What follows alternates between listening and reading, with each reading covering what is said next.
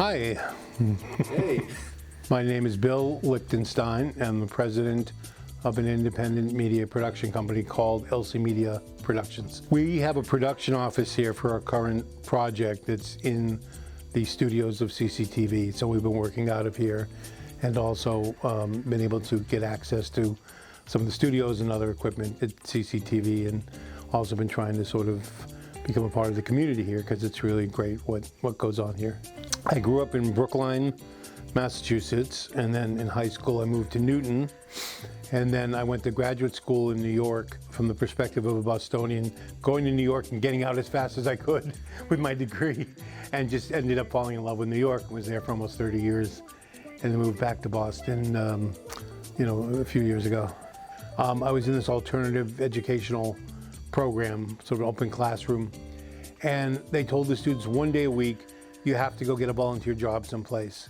And this underground radio station had just gone on the air, very hip, sounded nothing like anything that was on the radio, WBCN. And they had just set up a phone line. They were getting so many calls that were being answered by the person on the air that they couldn't handle it. So they decided, let's bring people in to answer the phones, and that way we can be like a resource. It was almost like the Google of its time. So I called and I started working there answering the phones, and soon after that I was sent out with a tape recorder to go cover a news story and began reporting for the station, and soon after actually got my own show on the weekends on WBCN while I was in high school. And at that point the ability to go into a studio and do video production suddenly became accessible to the average person. Before that you had to be a TV network to afford a TV studio. And so I got the idea of starting to produce my own work, and I did a series of public radio shows and won a Peabody Award, and from there I've been doing films and sort of all different things ever since. The initial interest was cultural, artistic. The music was great, interesting, love listening to music on the radio, entertaining. And then it quickly became, with the war in Vietnam and the draft, particularly young men being told you have to go fight in Vietnam, it became much more political. And at that point, it really became clear creating media that mattered, that had some impact. I became very interested in how media can create social change. The coverage of what went on in Boston was largely two free newspapers, Boston Globe, Herald, a Record American, but it tended to be the news of those in power, and very rarely heard from people who didn't have power. And one of the things that WBCN did was, I think it gave voice for the first time, really in a lot of ways, to people who had simply never had a voice before on a 50,000 watt station that covered 5 states. But anyway, my belief is that it really was that first break from objective news and saying that it was okay to have a point of view. It was okay to use entertainment, that is a clear path to Stephen Colbert and Jon Stewart and The Daily Show and all, Saturday Night Live, all of these, broadcasts now that do that. It really was the first time that anybody sort of broke ranks and said, look, news doesn't have to be objective. In fact, you can't be objective. My first production there were actually 2. One was a news report, one was something I produced, which was a montage, and there was a protest that Danny couldn't go to. So he gave me, in the old days, you'd have these cassette recorders, big, heavy ones with like piano keys. And I think I was probably 14, maybe, I was still 14.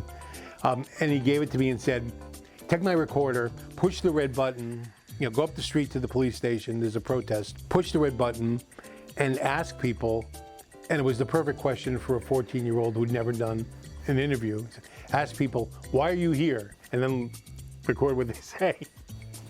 So I did, and I brought it all back. And he said, oh, this is good, that sounds so good. And he showed me how to edit it down, and we made a news report out of it. And I was hooked. I think it's great that anybody can take their phone and have a camera that's probably quality-wise better than a professional TV camera when I was working at ABC, and make a movie. I mean, I think that's fantastic. The problem is with what's gone on in terms of the accessibility of media or communications. There's so much that it's hard to cut through the clutter.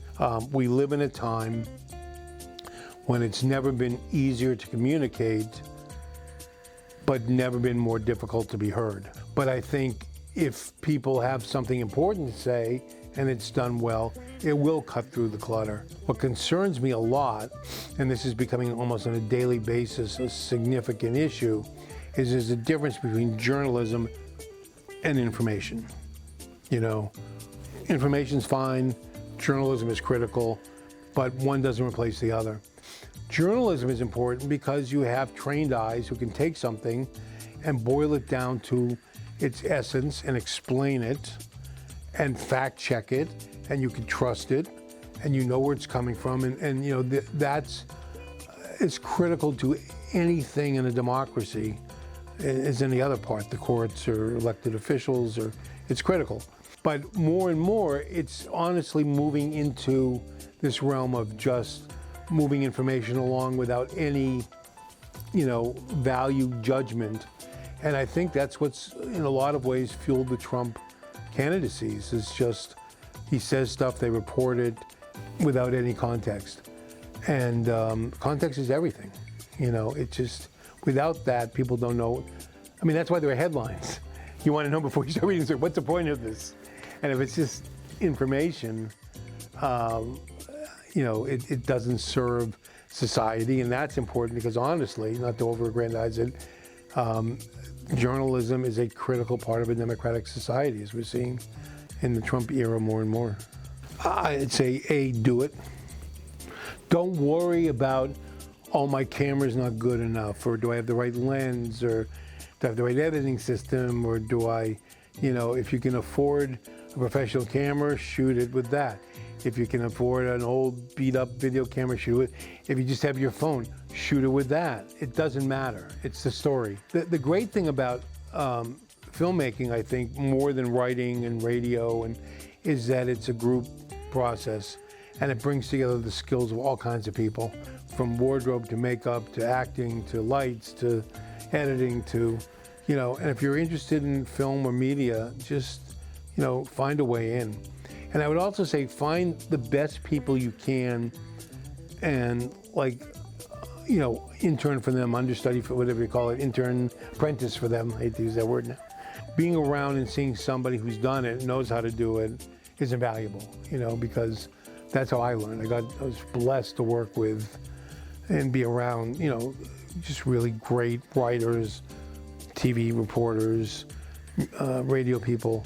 And you learn a little bit from everybody that you work with. You go, how would so-and-so do this? And it gives you a palette of approaches. And I guess the other thing I would say is please yourself. Like, if you're making a short film and you try to think if people will think this is funny, the question is, what makes you laugh? If it makes you laugh, it'll make other people laugh. And so don't worry about pleasing other people, or, do something that you want to watch. Or if you put aside for a year and go back and watch it again, you'll go, wow, this is really good. There are three ways you can affect change. You can become like a lawyer and work through that, avenue. You can run for office, become an elected official or an advocate, or you can become a journalist. And really the fastest way to getting change for my money is journalism. You put something out there, it's wrong, it'll get addressed. And so from that perspective, I think it's a great profession. I'm thrilled that there's so many young people.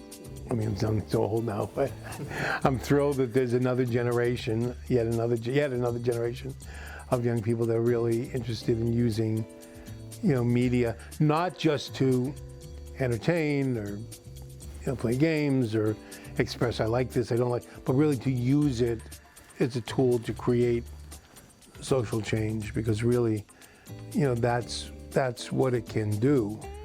And I think, that's very promising.